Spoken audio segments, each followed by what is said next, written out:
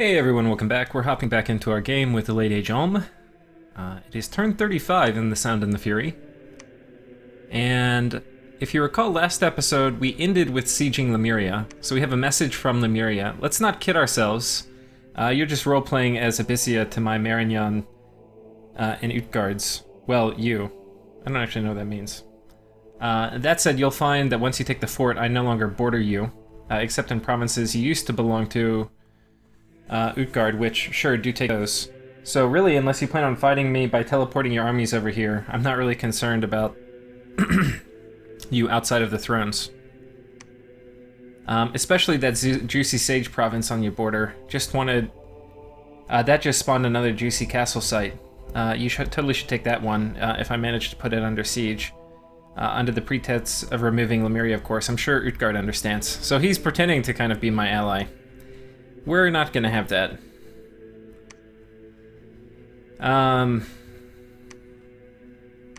Okay, we're casting Ball of Blood. I kind of need to cast that more. I've kind of stopped. I'm a few turns ahead now.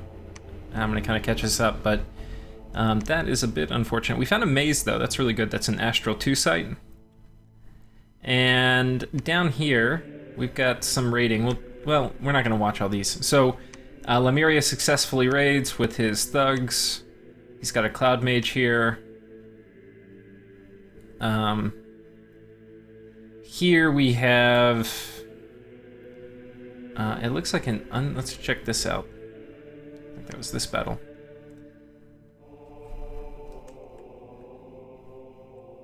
So this is a pretty big army that Lemuria's got here. So let's go ahead and just see what... So this looks like a horde of skeletons set up. But with only 2 slaves, it looks like they left out the Scrotty or something, because 2 slaves is not going to be enough to do very efficient horde of skeletoning. And I think, what, she had an ice elemental too? Yeah. But really not sufficient. But it looks like they caused a rout. Okay, I take that back. Barely sufficient. So Utgard attacked Lemuria and won. Somehow it lost an Enchantress, though. It looked like it survived to the end of battle, but I guess not. This is us attacking the Demon Lord. So my goal is, if you recall, I'm going to try to Hellbind Heart this guy, because he, even though he's crippled, if I recall, he has some pretty awesome paths. Normally this would be 4-4-4, but he's got mute. So, yeah, hopefully I'm in range. We'll turn the grid on real quick so you can see. I think I'm out of range, though. It's 30 range. I'm right on the edge. What I could have done, potentially, and I didn't think about this... Well, no, I couldn't have. If I had one guy farther forward that had all the slaves, these guys could, like, run to him, but I have no way of getting these slaves far enough forward. Normally, with a mage, you could script attack one turn and then do it, but I think, and I could be wrong, I know if you attack twice, you're definitely out of range of your slaves. I think if you attack once, you're also out of range. So, anyway, we are not casting it, we're casting other stuff, which is not very helpful.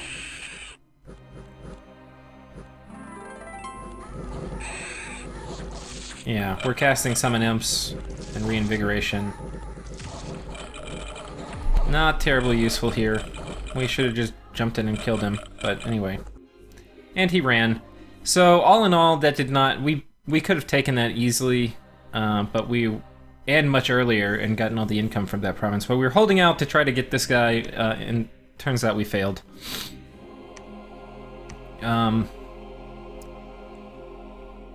Wait, okay, so then this one... Okay, this is one of Utgard's thugs. I say it's a thug. I think this one, it's got a charcoal shield and a flesh eater, but it doesn't... Okay, so we already know what's going to be the problem here. The problem is, it's going to run into fatigue issues, and it doesn't have enough protection. Yeah, so basically it's going to get surrounded and walloped. And this is, I forged him this item actually, and it's really, I mean, it's pretty good. But he should have taken the time to go ahead and put probably like some anti-fatigue boots, like boots of the messenger, and then some armor on him. Because this guy's just going to die. You don't even really have to watch it. Especially, one thing Lemuria can do too, as kind of anti-thug measures is include a few guys with paralysis. And once your thug gets surrounded and, you know, a fourth of the guys can paralyze you, your thug's basically dead. So you see he's taking a ton of damage, like he's already hit down to half HP. Yeah. And regen's helpful, but he's just... Regen becomes more and more good the better protection and defense you have. And right now, he's got 0 defense because of a harassment penalty, so he's getting hit every single time. And he's only got 12 protection, which is pretty shitty. So, yeah. He's gonna die. That's really bad. This could have, you know, and it's easy for me to say from the safety of my borders, but having like 1 or 2 thugs like this that can take out whole squads is really, really strong. So, you know, they're not sacred. It's really hard for Lemuria to deal with these kind of thugs, aside from paralysis and things like that, which, you know, honestly, their magic resistance isn't bad. You throw an anti-magic amulet on them, you give them armor. I mean, they're basically super combatants. So, unfortunate to see them die like that. Especially charcoal shields on them is really good against Lemuria. So, okay, Lemuria successfully raids. Lemuria successfully raids. Okay, we are attacking inside the fortress. Let's see if there's anything in here. Okay, there's nothing. We're not even gonna watch. So we took it. I lost some wolves. Some crossbowmen. Okay, there was a centurion here. Let's actually check this out. Wait, whoops. And Micklin. So he's trying to storm the fort. And there's hardly anything inside, but he fails. I guess this was a ping? Yeah, because if I recall, he's still got an army on top. Ooh, we get 15 PD in Ulm. Which, these PD events are much better if you get them when you already have a lot of PD. So now I have 40. It's really hard to get 40 PD. So that's nice. So, if we look at it, it looks like, let's take a look at this area. We can see Lemuria is just wrecking the shit out of Ulm. I mean, out of Utguard. So, that's not good. And I've been talking with Utguard, and we were kind of very hesitant allies. Because, well, he was really big and I was big and we weren't quite sure. And I was asking him, hey, if you recall, a few episodes back, I was saying, hey, after I killed Marignan, you want me to come through here and I'll take this part of the island? And he said, no, I'm going to send my force up that way.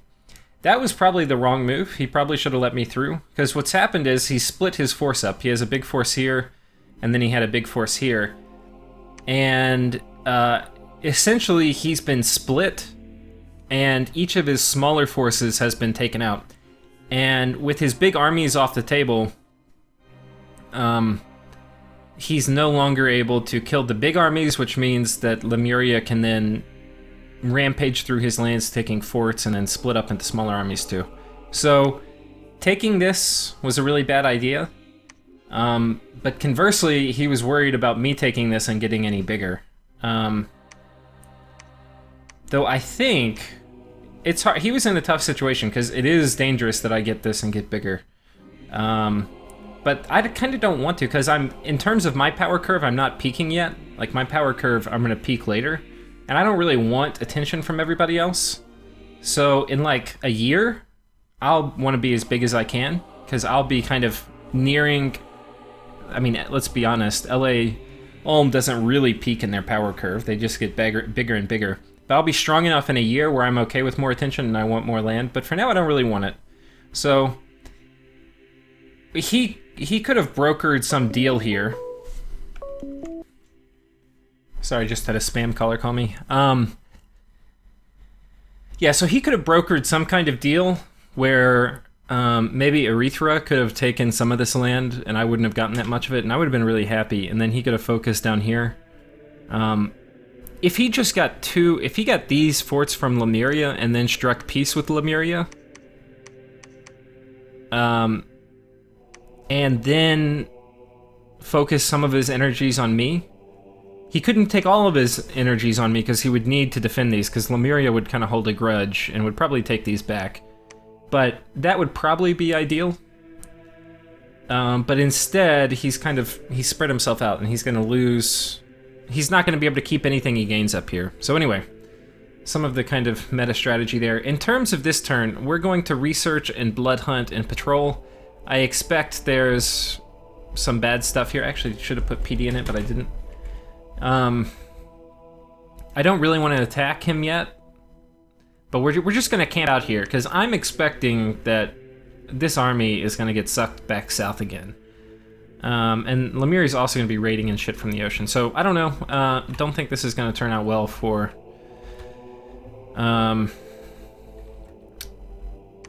Utguard. In terms of troop movement, I don't really... there's a raiding party down here, which I'm trying to intercept. And I've got these guys on iron darts. Basically, it's just spearmen. We should be able to kill them pretty easy. This guy's sight searching. I got a tiny bit of PD with iron dart stuff. This guy's blood hunting. I have a fair amount of PD here, enough to repel this guy. And then, yeah. So basically, we're hanging tight. I probably should have taken this, but this is technically Utgard's territory, so I'm kind of just holding up my borders. In terms of research, we're running up Construction 6. Construction 6 is not necessary. In some ways, Evocation 6 is more needed, but I'm in a pretty safe spot. I'm not. If I were going to, if I were involved in a heavy war right now, like right now, I'm kind of lightly fighting Lemuria, I would rush Evocation 6. But Construction 6 gives me Lightless Lanterns, which I have a fair amount of fire gems, so it's worth going Construction 6 if I can. Yeah, and so I'm going to. Next turn, turn 36. Okay, so our blood economy, okay, first we found no sites, because we're really lucky. Blood economy looks like we got 18, 19, or 20, 31, 50, 60, 80. So we got about 80 blood slaves a turn. Not bad. That's almost 2 counts, vampire counts. Okay, we have some successful raiding. So right now it's Utguard 2, Lemuria 0. Okay, Utguard 2, Lemuria 1. What the hell was I doing here? Oh, I think that was a misclick, actually. I don't even know how I did that. I did not mean to attack him. Oh, God damn it. So let's watch this. Lemuria is attacking me with his thugs, and I thought I would kind of be okay because I've got iron darts, but turns out I'm probably not, because if you saw the battle report, yeah, this is not going to go well for me. So his guy's sitting way in the back. Crossbows aren't doing anything. Yeah.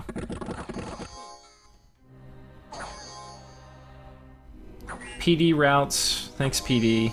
My Zweihanders come in and they can do a lot of damage if they hit, but he's got pretty high protection. And these guys are at point blank, so they're hitting a lot, but the Zweihanders are out. Yeah, we're just not doing anything to him.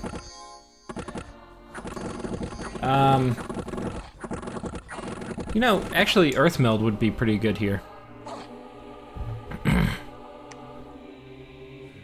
So that's unfortunate. I don't really have the tools to deal with his thugs. I wasn't really preparing for it. Okay, so there's a big battle here. Lemuria attacking Utgard. Utgard's got a pretty big force with a pretty big communion with these guys who are communion batteries. And let's just check this out. Okay, so looking at it, we've got a few battlefield spells up. We've got Howl, which appears to have been cast by Lemuria. The Ravenous Swarm, which probably was cast by Utguard, even though he's doing Skelly spam. And then Rigor Mortis and Grip of Winter, which I'm sure are cast by Lemuria. So, unfortunately what this means is Utguard is probably already fatigued out due to Grip of Winter. Okay, 121, and this is a master, right? So when the masters are fatigued out, that means that's kind of it for spells. And it's kind of this big blob of giants and chaff, which can be effective, we'll see. Let's see how fatigued the giants are. They're already kind of getting fatigued. 97 fatigue already, right? So it's there's no way... It's gonna be extremely unlikely that Utguard wins, because these guys are already fatigued out.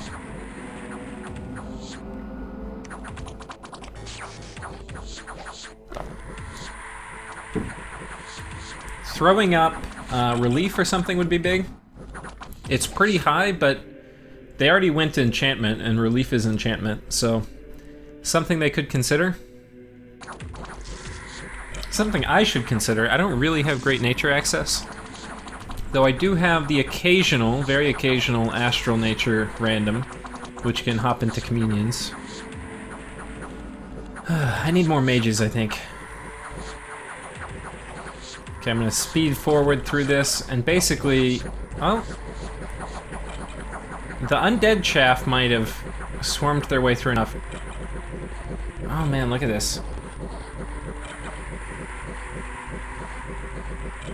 Just a total wipe.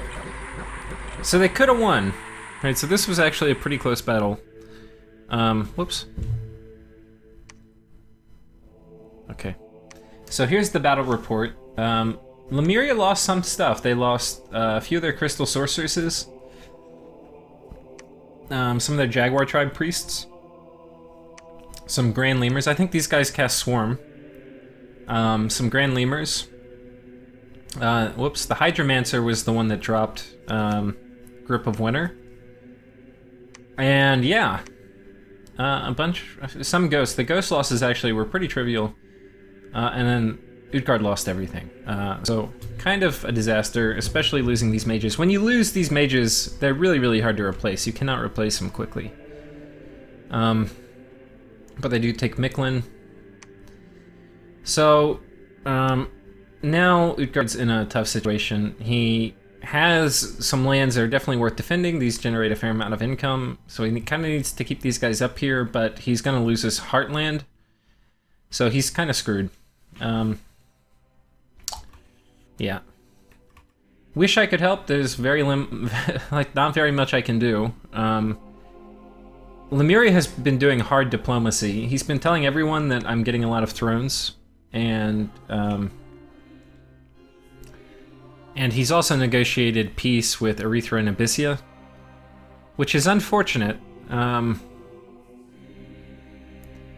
If he eats Utguard, we're gonna be in deep shit. I'm probably one of the best counters to Lemuria in the game, but I don't think I'm going to be good enough. So we'll see. We might be able to do some interesting things though with Horror Seed, because that will get Immortals. And so like we can put it on his cap and other places where he's likely to have a lot of Immortals, and hopefully they will all get harm marked. And then later, if we put up Astral Corruption, it won't really affect him, except if we've got a lot of Horror Seeds down already and this guy's already harm marked. It could start horror attack chain reactions, which is where you get harm marked, then horrors attack you, and the horrors cause you to get more harm marked, and before you know it, your Immortals are in. They're basically chained to the mountain with the buzzards eating their guts for infinity as the horrors attack them turn after turn. Okay.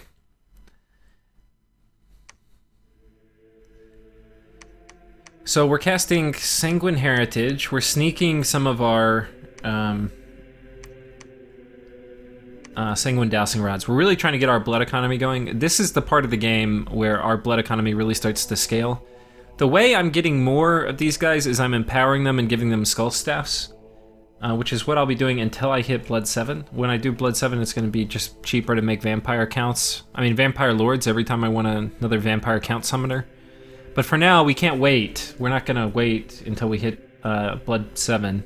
We're going to be making Vampire counts as quickly as we can, which means we need as many summoners as we can produce Blood Slaves for Vampire count summoning. And we'll try to be a little bit ahead in terms of having like maybe one more summoner than we can exactly use. You know, he'll be on and off every turn. But that's kind of the plan. In terms of troop movement, we're going to try to catch this guy here. I've just got these guys who kind of suck, but hopefully the Iron Darts will get him. And then I've got this guy on Solar Rays. So we'll see. Not sure if the Solar Rays will hit though. Range 40 is pretty big though, but we'll see. Probably should move this guy here too, because it'll be pretty hard to get. Here we're going to be doing the same thing. Solar Rays and then Reinvigoration. So hopefully that will work. And I think that's about it for this turn. These guys too, so, okay, we're doing blood hunting here. One of my guys died, so he respawned back at base. That's basically it. Research. We're almost at Construction 6, we're 2 turns away. And I think that's the end of this episode, so thank you all for watching, and I'm sure this war with Lemuria will pick up in the next few turns, so stay tuned.